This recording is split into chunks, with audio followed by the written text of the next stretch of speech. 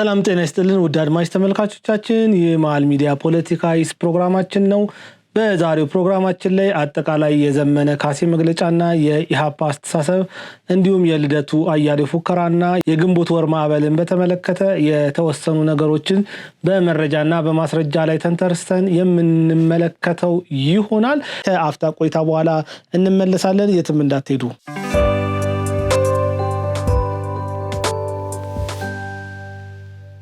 እንግዲህ ውድ ተመልካቾቻችን ተመልሰናል። ወደ ዛሬው ርዕስ ከማለፌ በፊት ለሐሳባችን መነሻ እንዲሆነን አንድ ቪዲዮ ተመልክተን እንምጣና በዛ ቪዲዮ ላይ የምላችሁ ነገር ይሆናል። ተከታትለን እንመለስ።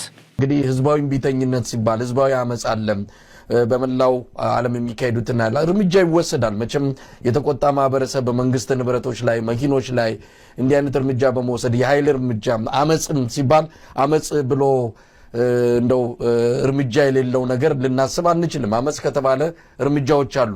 እንደሰማችሁት ነው። ሰላማዊ ህዝባዊ እምቢተኝነት እናካሂዳለን። በዚህ እምቢተኝነት ላይ የመንግስትን ንብረቶች ሊወድሙ ይችላሉ፣ መኪናዎች ሊጎዱ ይችላሉ፣ ከዚያ ውጭ የመንግስት ሰራተኞች ሳይቀሩ ሊቆስሉ ይችላሉ የሚሉ ማስፈራሪያችን እየተናገሩ ይገኛሉ። አፋቸው ሞልተው ሰላማዊ እምቢተኝነት እናስነሳለን፣ በዚህ ሰላማዊ እምቢተኝነት ውስጥ ብዙ ነገሮችን እናወድማለን እያሉ እየተናገሩ በኩራት እየተናገሩ ይገኛሉ።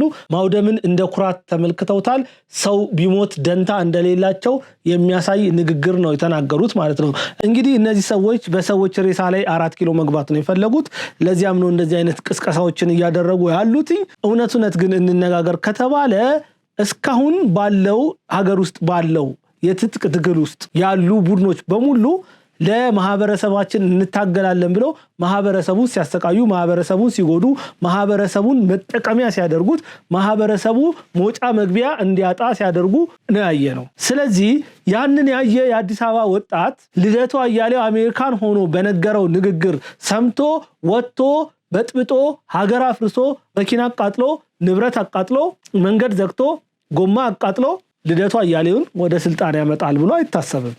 ምክንያቱም እነዚህ ማህበረሰብ ውስጥ ነፍጥ ይዞ የገቡት ማህበረሰባቸውን ሲያሰቃዩ እያየ እናንተን እንደዚህ መስዋዕትነት ከፍሎ አምጥቶ እንደማታሰቃዩት ምንም ማስረጃ የለውም። ስልጣን ነው ፍላጎታችሁ ይታወቃል። እውነት ለኢትዮጵያ አስባችሁ አይደለም። አያየን እኮ ነው። የአዲስ አበባ ወጣት በአማራ ክልል እየሆነ ካለው ነገር ምን ይማራል? የአዲስ አበባ ወጣት በኦሮሚያ ክልል እየሆነ ካለው ነገር ምን ይማራል? ሸኔ የእውነት ለኦሮሞ ህዝብ ጠቅሟል ወይ? ፋኖ የእውነት የአማራ ህዝብን ሰላም መልሷል ወይ ብሎ ይጠይቃል እኮ። የተማረ ህዝብ እኮ ነው። እንዴት ብትንቁት ነው ህዝቡን? ይሄ ህዝባዊ እምቢተኝነት እናስነሳለን፣ ከዛ በህዝቡ ሞት ተምእኛ 4 ኪሎ እንገባለን። ይሄ ህዝቡን መናቅ ነው። ሙትልኝና እኔ ስልጣን ሊያዝ ነው። ለምን ውድ ህይወቱን ይቀጥፋል? አንዴ እኮ ነው በዚች ምድር የሚኖረው። ተመልሶ እኮ አይኖርም እኮ። ምንም እድል የለውም እኮ። ያ የተሰጠውን እድል ለአንተ ስልጣን ማመቻቻ ሊያውም አንተ በሌለህበት ቦታ አንተ እማትሞት አንተ እማትገደል አንተ ሰላማዊ በሆነ ቦታ ላይ እየኖርክ ያንን የሚያደርግ ወጣት የለም።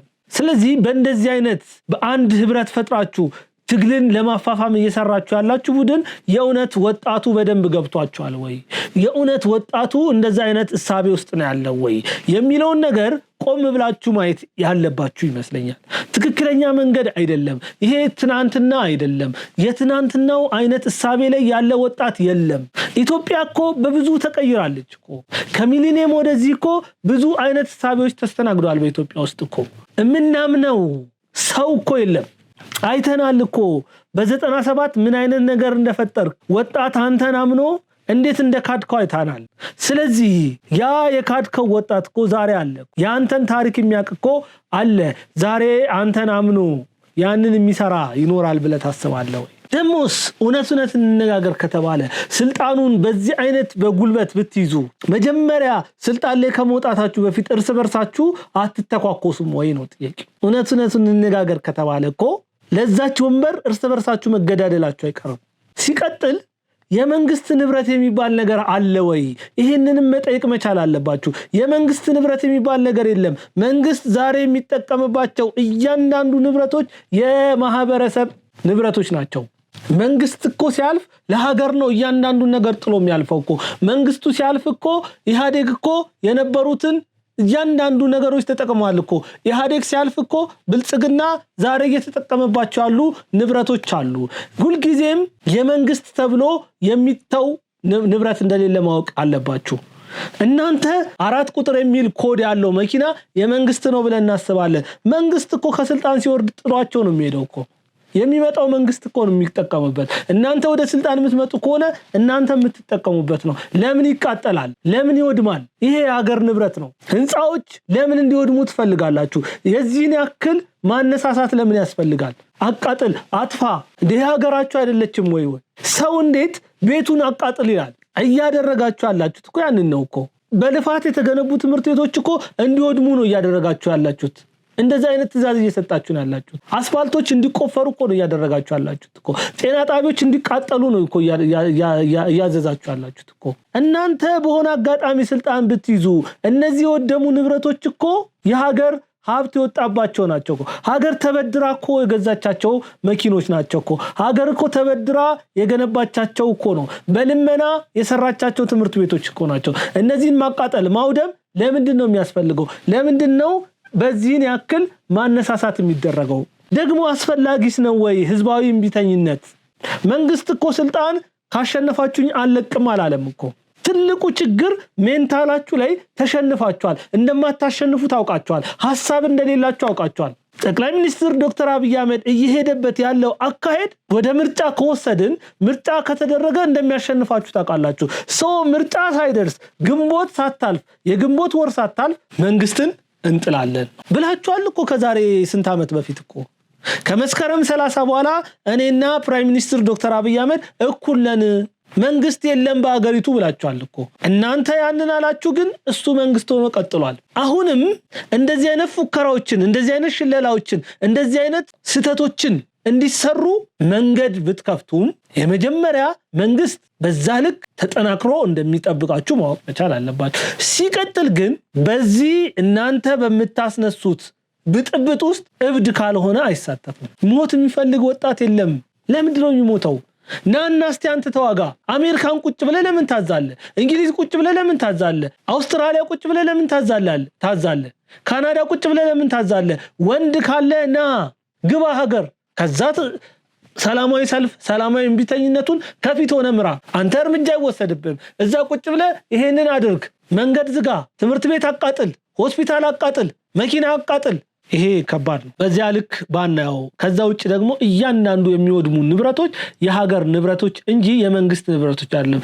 የትኛውም ነገር የመንግስት ንብረት አይደለም እያንዳንዷ ሀገሪቷ ውስጥ ያለችው ፎቅ እያንዳንዷ ትምህርት ቤት በማህበረሰቡ ረሃብ ላይ በማህበረሰቡ መጠማት ላይ የተሰሩ እንደሆኑ መረሳት የለባቸው እና ያለን እኮ የመንግስት ትምህርት ቤቶች እኮ መንግስት ከገነባቸው በኋላ እኮ ለልማት ብሎ ምንም የሌለው ሰው በየልጆቹ የልማት እኮ 1000 ብርና 2000 ብር እየከፈለ ነው ለምንድን ነው የልማት 1000 እና 2000 ብር የሚከፍለው ትምህርት ቤቱ እንዲለማ እኮ ነው ያንን የለማውን ትምህርት ቤት ማህበረሰቡ ከኪሱ አውጥቶ ያለማውን ትምህርት ቤት አቃጥል ትለዋለ እንዲህ አይነት ትግል አለ ከልጆቹ ጉሮሮ ላይ ቀንሶ እኮ ነው ያንን ትምህርት ቤት እያለማ ያለው በእያንዳንዳችን እኮ ደሞዝ ታክስ ላይ እኮ የተሰሩ ሆስፒታሎችን እኮ ነው አቃጥሉ ያላችሁ ያላችሁ ይሄ የመንግስት ነው ማለት ምን ማለት ነው ኮድ 4 የሚል ስለለጠፈ የመንግስት ነው ማለት አይደለም መንግስት ይገልገልበት እንጂ ያ ንብረት መንግስት ሲሄድ የማህበረሰብ ነው የሚቀጥለው መንግስት ሲመጣ ያንኑ ነው የሚጠቀምበት ሀገር ደግማ ለእያንዳንዷ ነገር ወጪ ማውጣት የለበትም ከዜሮ መጀመር የለብንም ያለን ላይ የጨመርን ነው መሄድ ያለብን አቃለው ለምን እንደዚህ አይነት ሞቭ እንዲነሳ እንደምትፈልጉ አቃለው እረዳለሁ ይገባኛል እናንተ ሐሳብ የላችሁም የምትሸጡት ሐሳብ የለም የምትወዳደሩበት ሐሳብ የለም ኢቭን አልፎ ተርፎ ፖለቲካ ፓርቲ የላችሁ ስለዚህ ለታደርጉት የምትችሉት ተስፋ ቆርጣችኋል ሀገሪቷ ብትወድም ትውደም ብትጠፋ ትጥፋ የሚሞተው ይሙት ሀገር የሚባል አያስፈልገንም እኛ የተመቻቸና ምንም ቢሆን አሜሪካን ነው እየኖርን ያለነው ስለዚህ በሰዎች ሞት ለውጥ ከመጣ እሰየው ሀገር ገብተን ስልጣን እንይዛለን ካልሆነ ግን የሚወድመው ይውደም የሚጠፋው ይጥፋ መንግስት ቢቀጥልም እንደገና ከዜሮ ይጀምር ብላችሁ ነው ይህንን እያደረጋችሁ ያላችሁ። በሚወዱት ቦታ ይኑሩ የሚሉት ሰመር ሪል ስቴት ከእንግሊዝ ኤምባሲ አጠገብ ከመገናኛ በቅርብ ርቀት ላይ በካሬ በ78,000 ብር የነገ ቤቶን ይዘንሎት መጥተናል። ይሄ ቅንጡ አፓርትመንት በአልፋ ፖስቴንሽን ኮንስትራክሽን ቴክኖሎጂ በ27 ወር ውስጥ ተገንብቶ የሚጠናቀቅ ሲሆን በውስጡ ማራኪ እይታ፣ በቂ መኪና ማቆሚያ፣ የኤሌክትሪክ መኪና ቻርጅ ስቴሽን፣ ስዊሚንግ ፑል እና የተለያዩ የጋራ መገልገያዎችንም አጠቃሎ ይይዛል። በ10% ቅድመ ክፍያ ብቻ ማለትም ባለ 2 መኝታ በ900,000 ብር፣ ባለ 3 መኝታ በ1.2 ሚሊዮን ብር እንዲሁም ባለ 4 መኝታ በ1.8 ሚሊዮን ብር ብቻ የግሎ ማድረግ ይችላሉ። ምን ይሄ ብቻ! በረጅም ጊዜ አከፋፈል ቤት ውስጥ እየኖሩ እንዲከፍሉበት የ50% የባንክ ብድርም አመቻችቶ ሲያቀርብሎት በታላቅ ደስታ ነው። ለውስን ቤቶች በወጣ በካሬ ዋጋ እየሸጥን ስለሆነ አሁኑኑ ከታች ባለው ስልክ ፈጥነው ይደውሉ። ተስፋ ቆርጣችኋል፣ በምርጫ እንደማታሸንፉ አምናችኋል። ለምሳሌ ዘመነ ካሴ በዚህ ጉዳይ ላይ ምን አይነት ተስፋ ቆርጦ መልእክት እንዳስተላለፈ ሰምተን እንመለስ። በከተሞች የሚኖረው ህዝባችን ነባራዊ ሁኔታው በሚፈቅደው የትግል አይነት ሁሉ እምቢተኝነትን በማፋፋም የከተማ ትግላችንን በልዩ ሁኔታ የሚከታተልና የሚያስተባብር የሥራ ግብረ ኃይል ተቋቁሞ ተገቢውን አመራር እንደሚሰጥ እናሳውቃለን። እንደሰማችሁት ነው። ከዚህ በፊት ብዙ ንግግሮችን ሲያደርግ ነበረ ዘመነ ካሴ። የመጀመሪያ ያደረገው ንግግር ምንድነው? ከማን ጋር ነው የምንደራደረው? 4 ኪሎ ከሰጡን ብቻ እንደራደራለን ሲል ነበር። ሌላ ጊዜ 2017 ዓ.ም የኛ ነው ሲል ደረቱን ነፍቶ ነበር የተናገረው ዘመነ ካሴ። አሁንስ ዘመነ ካሴ ግራ ገብቶታል። ጭራውን ቆልፎ ተቀምጧል። ማሸነፍ እንደማይችል አውቋል። የጀመረው ትግል የትም እንደማይደርስ አውቋል። ስለዚህ ምን አደረገ? ጫካ የጀመርነው ትግል አላዋጣንም፣ አዲስ አበባንና ሌሎች ከተሞች እኛን የምትወክሉ እኛን የምትመስሉ ሰዎች የከተማ አመጽ የከተማን እምቢታ በማስነሳት ትግሉን አግዙን፣ ደክሞናል፣ በጫካ ያለው ትግል ውጤት አላመጣልንም ሲል ተናግሯል። ይህ አካሄድ ቀላል አካሄድ አይደለም። የኢሃፓ አይነት አካሄድ ነው። ኢሃፓ የሚባለው ፓርቲ ህዳር 27 ሌላ ምን ጠርቷል? ሰልፍ ጠርቷል። ተመሳሳይ ሰልፍ ጠርቷል። የዘመነ ካሴ የከተማ አመጽና የኢሃፓ ህዳር 27 ህዝባዊ እምቢተኝነት ሲል የጠራው ሰልፍ ተመሳሳይ ነው። የከተማ ሙቭመንት ነው። ከተማ ላይ ረብሻ ማስነሳት ነው አላማው። ህዳር 27 በተጠራው ሰልፍ ላይ ቦምቦች እንዲፈነዱ እቅድ ተይዟል። ሆን ተብሎ በመንግስት ጸጥታ አካላት ላይ ድንጋይ እንዲወረወር ከተቻለም ጥይት እንዲተኮስ ታስቧል፣ ታቅዷል። ሀገሪቷን ወደ ድብልቅልቅ ያለ ጦርነት ውስጥ ለመክተት እቅድ አላቸው። ይሄ በደም ከውስጥ የወጣ መረጃ ነው የምነግራችሁ። ላዩ ሰላማዊ እምቢተኝነት ይባል እንጂ በውስጡ ከራሳቸው ሰዎች መካከል ሰላማዊ ሰልፍ በሚወጡ ሰዎች ላይ እንዲተኮስ እቅድ ተይዟል። ድንጋይ እንዲወረወር እቅድ ተይዟል። መንግስት የሰራቸው በየኮሪደር ጫፍ ላይ የሰራቸው እያንዳንዱ ሱቆች መስታወታቸው እንዲረግፍ እቅድ ተይዟል። ከፍተኛ ውዥንብር እንዲነሳና አዲስ አበባ ሰላም አይደለችም የሚል መልእክት ለማስተላለፍ ከፍተኛ እቅድ ይዘው ነው የተነሱት። ሌላ አቶ ልደቱ አያሌው ከግንቦት ወር በፊት ጠቅላይ ሚኒስትር ዶክተር አብይ አህመድን ከስልጣን ማውረድ አለብን ብሎ ከተነሱት እሳቤ ጋር ተመሳሳይ ነው። ይሄም ጠቅላይ ሚኒስትር ዶክተር አብይ አህመድን ከግንቦት ወር በፊት ስልጣን የሚያነሱበት መንገድ ምንድነው? በህዝባዊ እምቢተኝነት ነው። ስለዚህ ዘመነ ካሴ ያስተላለፈው ኢሃፓ የጠራው ሰልፍ፣ አቶ ልደቱ የግንቦት ማዕበል ሲል የጠራው አካሄድ፣ እነዚህ ሶስት አካላት ተናበው በተለያየ ጊዜ የተለያየ ትዕዛዝ በማዘዝ ከተማዋን ወደ ሽብር ከተማ ለመቀየር አቅደው ተነስተዋል። ግን ይሄ እቅድ ነው ይሳካል? የሚሳካ አይደለም። የመጀመሪያው ማይሳካበት ዋነኛው ምክንያት ህዝቡ ተባባሪ አይደለም። በቃ ህዝቡ ለእንደዚህ አይነት ነገር አይፈልግም። ሰላም ወጥቶ ሰላም መግባት ነው የሚፈልገው። ሁለተኛ ጥቂት የሚባሉ ሰዎች የነሱን ሐሳብ የሚያራምዱ ሰዎች እንኳን በዚህ እምቢተኝነት ውስጥ ቢሳተፉ እንኳን መንግስት ያንን ለመቆጣጠር አቅም በደንብ ነው ያለው። ስለዚህ ማህበረሰቡ በዚህ ሙቭመንት ውስጥ ለመቀላቀል ያሰበ ወጣት መጀመሪያ ማሰብ ያለበት ለምንድነው የምታገለው? እነማንን ወደ ስልጣን ለማምጣት ነው የምታገለው? እውነት የፕራይም ሚኒስትር ዶክተር አብይ አህመድ መንግስት ከተሸነፍኩኝ ስልጣን አልለቅም ወይ ብሏል የሚለውን ሰፋ ብሎ ማሰብ ያስፈልጋል።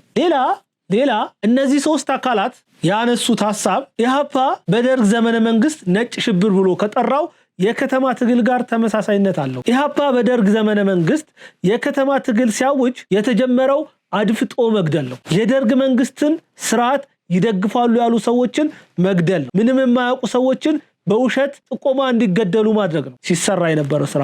ይሄ የከተማ ትግል እጅግ ከባድ ትግል ነው። አላማቸው ህዝቡን ማሸበር ነው። አላማቸው ሰው ወጥቶ በሰላም እንደማይገባ እንዲያስብ ማድረግ ነው። ስለዚህ ምንም የማያውቀውን ማህበረሰብ ዝም ብለው ይገላሉ፣ አፍነው ይገላሉ ማለት ነው። ዘመነ ካሴ ያወጀው አዋጅ ይሄንን ነው። እንግዲህ ይሄ ኢህአፓ የሚባል ስም ከንጉሱ ጊዜ ጀምሮ የነበረ ስም ነው። በደርግም ነበረ፣ አሁንም አለ። አንድ አይነት ስራ ነው እየሰራ ያለው። ትናንትናም ይሄንኑ ስራ ነው መስራት ሲሰራ የነበረው፣ ዛሬም ያንኑ ስራ ነው እየሰራ ያለው። መንግስት ህጋዊ በሆነ መልኩ ምርጫ ቦርድ ተመዝግባችሁ ተወዳደሩ ብሏል። እነሱ ግን ያ አይደለም ፍላጎታቸው፣ ህዝባዊ አመጽ ማስነሳት ነው። በዛ ህዝባዊ አመጽ ውስጥ ማትረፍ የሚፈልጉት ነገር ስላለ ነው። በደርግ ዘመነ መንግስት የከተማ ትግል ሲታወጅ የተጀመረው አድፍጦ መግደል እንደሆነ መረሳት የለብንም። የደርግ መንግስት ስርዓትን ይደግፋሉ የተባሉትን መግደል እንደሆነ መርሳት የለብንም። አሁንም ወደ ከተማ ትግሉን እንቀይረው ሲባል የዛ አይነት እንድምታ ነው ያለው። የብልጽግና ፓርቲ አመራሮችን ማፈን፣ የብልጽግና ፓርቲን ይደግፋሉ ተብሎ የሚታሰቡ ሰዎችን ማፈን፣ የመንግስት የጸጥታ አካላቶችን ማፈንና መግደል፣ ሽብር መፍጠር ነው ዋና ዓላማቸው ማለት ነው። ስለዚህ ይሄ የነጭ ሽብርን ለመቀልበስ የደርግ መንግስት የሄደበት ዋነኛው መንገድ ምን ነበረ? የቀይ ሽብር የሚል እርምጃ ነበር በአደባባይ የወሰደው ማለት ነው። ኢህአፓ ደብቆ ይገላል፣ ደርግ ደግሞ በአደባባይ ይገላል። አሁን ዓላማቸው የከተማ እንቢተኝነት እንዲነሳ የሚፈልጉበት ዋነኛ ምክንያት ይሄንን ስራ ለመስራት ነው። ከዛ መንግስትን ለማሳሳት ልክ ያኔ ነጭ ሽብርን በቀይ ሽብር እንከላከላለን እንዳለው የደርግ መንግስት፣ ይሄኛው መንግስት በከተማ ውስጥ የሚነሱትን እያንዳንዱ አመጽ ለመቆጣጠር የሚሄድበትን መንገድ ለማህበረሰብ በማሳየት ከማህበረሰቡ ጋር ለማጣላት የታቀደ ዕቅድ ነው፣ ሌላ አይደለም። ግን የጠቅላይ ሚኒስትር ዶክተር አብይ አህመድ የደርግን መንግስት አይነት አካሄድ ይሄዳል ብሎ ማሰብ እጅግ በጣም ሞኝነት ነው። ይሄ በጣም ጊዜ የተሰለወጠ ጊዜ ነው። በጣም ጠቅላይ ሚኒስትሩ በአስተሳሰባቸው ትልቅ ደረጃ ላይ ያሉ ሰው ናቸው። እንዴት አድርገው ነገሮችን ማብረድ እንደሚችሉበት ያውቃሉ። በስልጣናቸው እኮ አመት እንኳን ሳይሞላቸው እኮ መፈንቅለ መንግስት ሊደረግባቸው እኮ አፉ ድረስ የታጠቀ ወታደር ቤተ መንግስታቸው ድረስ ሄዶ ነበረ። እሳቸው ግን ዋይዝ ነበሩ። እንዴት አድርገው በጥበብ እንደፈቱት አይተናል። ዛሬም ነገም ከነጎዲያም አዲስ አበባ ላይ አይደለም ሌላ ቦታ ላይ የሚነሱትን እያንዳንዱ ችግሮች የሚፈቱበት ጥበብ አላቸውና ያን ያህል አሳሳቢ አይደለም። አሁን ቤት መግዛት ተችሏል። አዲሱ ፕላቲኒየም ብሎካችን ላይ 35% እውነተኛ ቅናሽ ለ15 ውድ የማል ሚዲያ ቤተሰቦች እንዲሁም አንድ ቤት ሲገዙ አንድ ቤት በነፃ የሚያገኙበት እድልም ተመቻችቷል። 60% ከወለድ ነፃ የባንክ ብድር በረጅም ዓመት የክፍያ አማራጭ፣ ፓኖራሚክ ቪው ማለትም በአራቱም አቅጣጫ ማራኪ የተፈጥሮና የከተማ እይታ፣ ለእያንዳንዱ ቤቶች ፕራይቬት ሊፍት የተገጠመላቸው የልጆች መጫወቻና የስፖርት ማዘውተሪያ፣ የመዋኛ ገንዳ፣ ጂምናዚየምና ቤተ መጻሕፍት፣ ፓርኪንግና የኤሌክትሪክ ቻርጅ መሙያን ጨምሮ ሌሎች ሁሉን አቀፍ መዝናኛዎችን በነፃ በመዲናችን አዲስ አበባ በነፋሻማዋ ለቡ መብራት እጅግ ማራኪና ቅንጡ በሆነው የመኖሪያ መንደራችን ውስጥ በ5% ቅድመ ክፍያ ብቻ የቤት ባለቤት ይሁኑ። ለበለጠ መረጃ በ0907 888883 ወይም በ0944 419190 ይደውሉ። ኢህአፓ በደርግ ዘመነ መንግስት በገዳይ ስኳዶቹ አማካኝነት ደብቆ ሲገድል፣ ደርግ ደግሞ ሐላል ይገድል ነበረ። የነዘመነ ጥሪም ከደርጉ ኢህአፓ ጋር ተመሳሳይነት አለው። የአሁኑ ኢህአፓ ተመሳሳይ ጥሪን እያደረገ ይገኛል። ከንጉሱ ጊዜ ጀምሮ የነበረው ይሄ የፓርቲ ስያሜ ዛሬም ድረስ ዘመን ተሻግሮ ከስተቱ ሳይማር ሰውን ለማስገደል ጥሪ ያደረገ የሚገኝ ፓርቲ ነው። ኢህአፓ ያኔም ከዩኒቨርሲቲ እስከ ከተማ አመጽ እንዲነሳ ሲያደርግ የተጎዳው የድሃ ልጅ ነው፣ ሌላ አይደለም። የሞተው የድሃ ልጅ ነው። ምንም የማያውቀው ወጣት ነው የሞተው። ይህ አይነት አካሄድ ለማንም አይጠቅምም። የነዘመነ ካሴ ጥሪ ያንን ታሪክ ለመድገም ነው። ስለሆነም ከፍተኛ ጥንቃቄ ያስፈልጋል። በመንግስት በኩል በወጣቱ በኩልም እንደዛ ጥንቃቄ ያስፈልጋል። የማንን ነው ማዳመጥ ያለብኝ? የት ጋር ነው መገኘት ያለብኝ? የሚለውን ነገር በደንብ ማስተዋል ያስፈልጋል። እንግዲህ የኢህአፓና የዘመነ ካሴ መግለጫ በኢትዮጵያ ፖለቲካ ውስጥ የደርግ ወቅትን ለመመለስ እየተሰራ መሆኑ ምልክት እየሰጠን ነው። በዚህ ውስጥ እየተሳተፉ ያሉ አጠቃላይ ፖለቲከኞች መንግስትን በኃይል ለመናድ 45 ቀን ይፈጃል የሚል እሳቤን ይዘው ተነስተዋል። ይሄ መንግስት ከግንቦት አያልፍም፣ በከተማ አመጽ አዘጋጅተን በዚያ መንግስትን እንጠላለን፣ ለዚያም ዝግጅታችንን ጨርሰናል እያሉ ነው። ከባድ ማዕበል፣ ከባድ አውሎ ነፋስ፣ ከባድ ወጀብ ይነሳል፣ በዛ ወጀብ ውስጥ ለማለፍ ተዘጋጁ እያሉ መልእክትን እያስተላለፉ ይገኛል። በዚህ ጉዳይ ላይ ከሀገር ውስጥ እስከ ውጭ ሀገራት ድረስ የተዘረጋ ረጅም ሰንሰለት እንዳለ እንመለከታለን። በነገራችን ላይ ለምን እንደማንዋደድ፣ ለምን እንደማንግባባ፣ ለምን መስማማትን እንደማንሻ አይገባኝም። ማንም ሆነ ማን በመንበሩ ላይ መቀመጥ የሚችለው አንድ ሰው ነው። ይሄንን ማመን መቻል አለብን።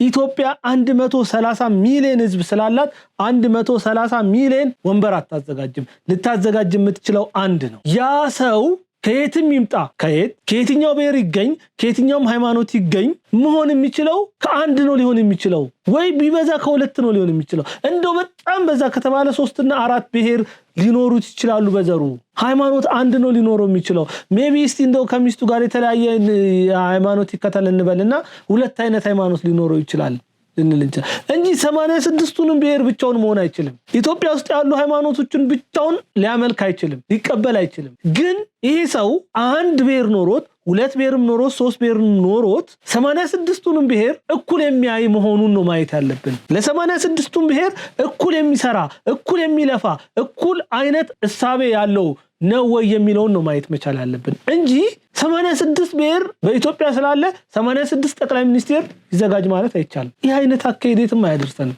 የኔ ዘር የተሻለ ነው፣ ያንተ ዘር የበታች ነው የሚባልበት ጉዳይ የለም፣ መኖርም የለበትም። ያሳቤ ከዛ ሐሳቤ እስካልወጣን፣ ከዛ አመለካከት እስካልተለወጥን ድረስ የትም አንደርስም። ጠቅላይ ሚኒስትሩ ኢትዮጵያ ያገኘችው በረከት ነው። ጠቅላይ ሚኒስትር ዶክተር አብይ አህመድን ማሰብ ያለብን ኢትዮጵያ ያገኘችው በረከት ናት፣ ለኢትዮጵያ የተሰጣት ጸጋ ነው። ጠቅላይ ሚኒስትር ዶክተር አብይ አህመድ የኢትዮጵያ የዘመናት የልመናዋ ውጤት ነው። ይህን ሰው ለማግኘት ብዙ ኢትዮጵያውያን፣ ብዙ እናቶች፣ ብዙ አባቶች በእንባና በጸሎት ማልደዋል። መርሳት የለብንም። ያሳለፍነውን ጊዜ እንዴት እንረሳለን? ያ ጊዜ እንዲለወጥ እነዛ መከራዎች እንድንሻገር እኮ በብዙ አልቅሰናል። ይሄ ጠቅላይ ሚኒስትር ዶክተር አብይ አህመድ የእንባችን ውጤት ነው፣ የጸሎታችን ምላሽ። የነዚህን የተጎዱ እናቶችና አባቶች፣ የነዚህን ታላላቅ አባቶች ለቅሶ ሊያብስ የመጣ ጠቅላይ ሚኒስትር ነው። መርሳት የለብንም። ወደ ስልጣን ከመጣም በኋላ እኮ ከፍተኛ ስራዎችን ሰርቷል እኮ ጠቅላይ ሚኒስትር ዶክተር አብይ አህመድ። በእነዚህ እናቶች እንባ የመጣ መሪ ሀገሪቷን ለመቀየር እኮ ብዙ ስራዎች ሰርተዋል እኮ።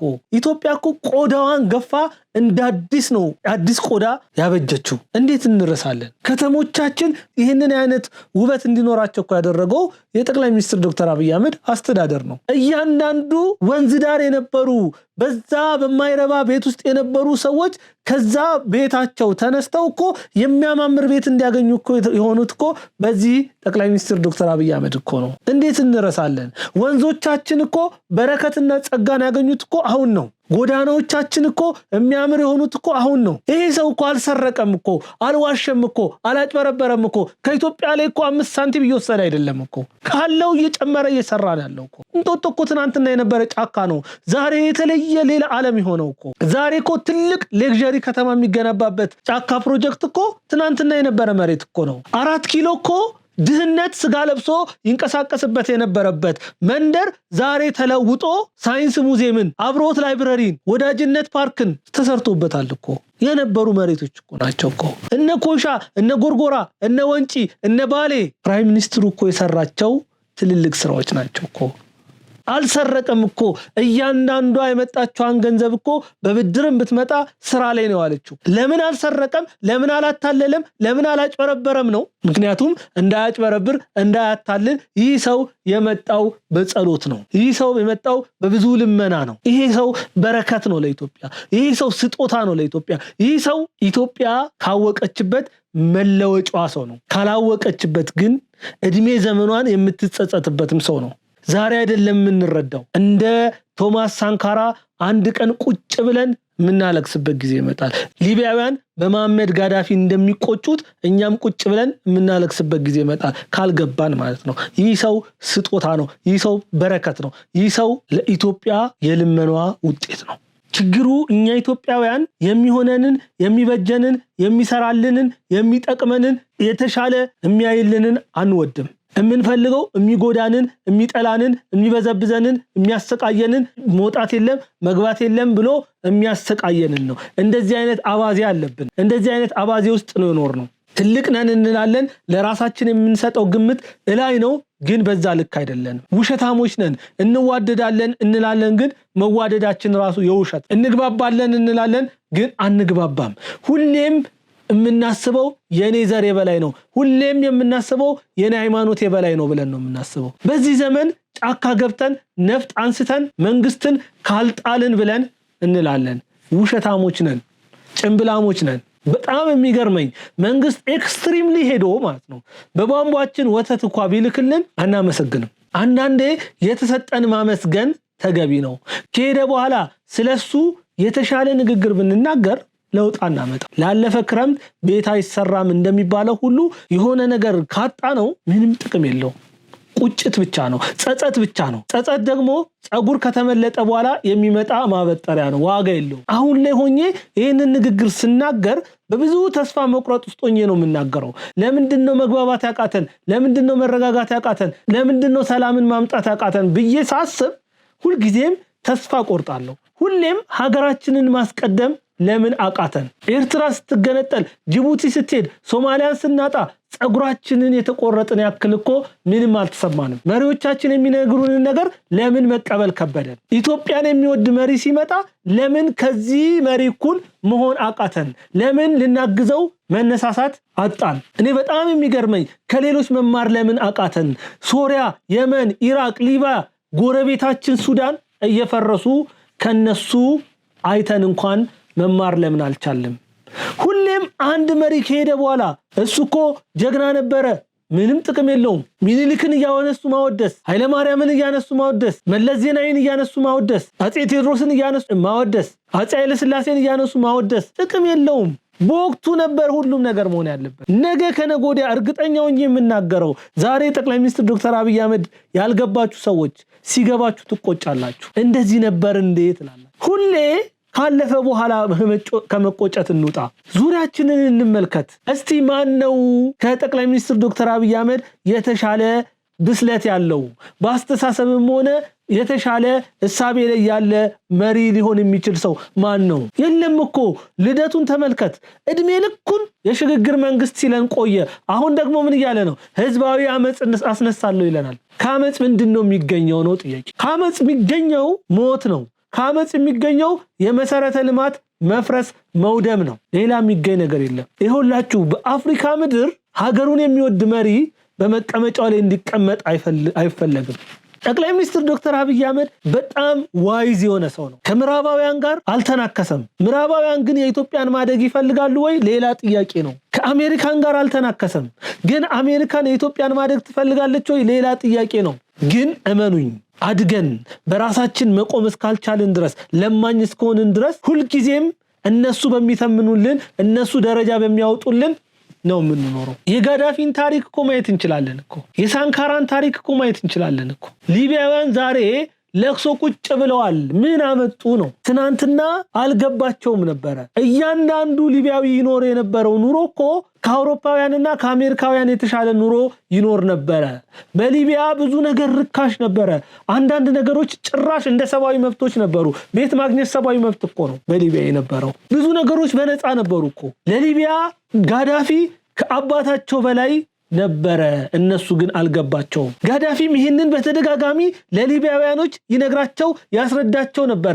ግን ችግሩ ምንድነው? አልተረዱትም። ልክ በደርግ ዘመነ መንግስቱ ኃይለ ማርያም ይሄንን ህዝብ እኮ ብንነግረው አይደለም ቂጡን ብንወጋው እንኳን ሊገባው አልቻለም እንዳለው ሊቢያውያን ጋዳፊ ቢነግራቸው ሊገባቸው አልቻለም፣ ሊረዱት አልቻለም። የተባበሩት መንግስታት ድርጅት እኔን አምባገነን ነው ይሉኛል፣ አሜሪካንም እኔን አምባገነን ነው ትለኛለች፣ የአውሮፓ ህብረትም እኔን አምባገነን ይለኛል። እነሱ ግን ኢራቅን ከመወረራቸው በፊት ይሄንን ሲሉ ነበረ።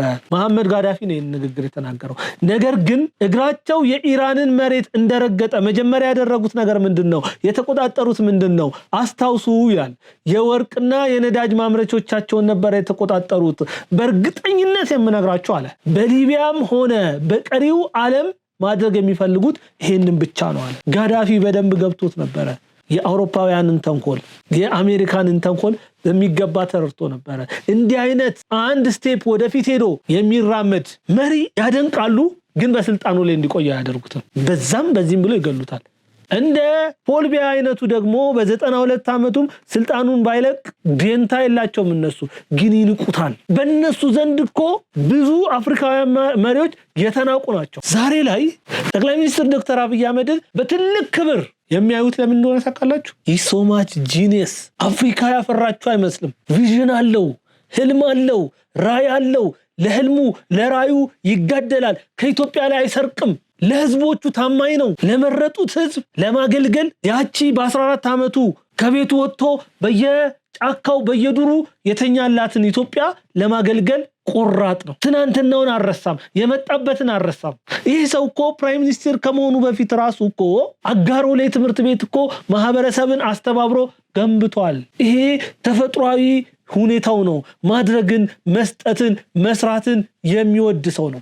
ሊቢያውያን በጋዳፊ ላይ ተሳሳቱ። ዛሬ ቢቆጩ እጃቸውን ቢቆርጡ ጸጉራቸውን ቢቆርጡ እግራቸውን ቢቆርጡ ጸጉራቸውን ቢነጩ ከየትም ሊያመጡት አይችሉም ሊቢያን ጋዳፊን። መሐመድ ጋዳፊ ሌላ የተናገሩት ንግግር በእኔ ዘመን የተራበ የተጠማ መድኃኒት መግዣ አጥቶ የሞተ ልጁን ከፍሎ የሚያስተምር መኪናና የእርሻ ቦታ እንዲሁም የግል ቤት የሌለው ሊቢያዊ የለም። ይሄ አምባገነን ከሆነ አዎ እኔ ጋዳፊ የእውነት አምባገነን ነኝ።